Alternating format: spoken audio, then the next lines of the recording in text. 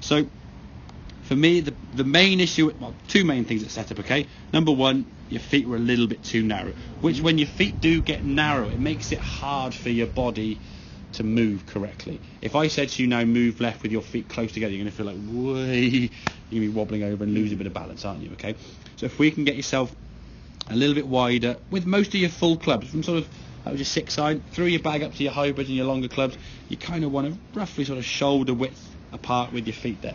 It just gives you a base now from which, excuse me, a base now from which to work from, okay?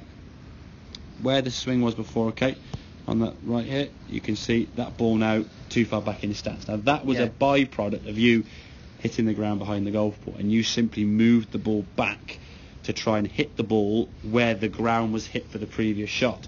The problem is you're going to still try to hit the ball, aren't you? You're not going to try and miss the ball, okay? So when the ball was here and you hit the ground behind the ball for one reason or another, okay, by moving the ball further back, all it does is move your contact back with it. So the ball moves back 2 inches. Your attempt to try and hit the ball back 2 inches further back is then move back with that, and the ball keeps chasing the club back to a point where you get back to your right foot. The other problem as well is when you got the ball that far back with your longer club, we're getting a few more in a second, there's no loft on the golf club because your hand's going to be pushing forward. That's de-loft in the club. So your 3-wood, 5-wood and hybrid are going to be, well, 10, 12, 15 degrees when you're making contact. Okay? So they will go very low anyway. My 5-wood and the hybrid, I always try and keep that towards the middle of my stance. Yeah. See, I would say middle to almost a bit left. Just kind of from me to your left chest. So if I draw a line down through here, sort of through your left cheek there, that's kind of where I'd want to see the golf ball for your fairway wood. So the club is a bit further back, which is okay, and the ball we can see in this case is way forward, okay? This ball position is technically wrong. But if we actually look at the swing, this is the key thing for me, okay?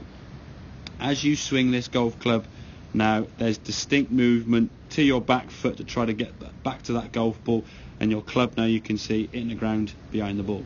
This one here now, we just watch your head, just sort of look at the brick sort of behind your head there, okay, on that right hand side. When you get to the top of the backswing, watch your head now. You're moving to the golf ball, aren't you? You're moving to try and hit this golf ball over here. So instinctively now you're reacting to hit the golf ball there.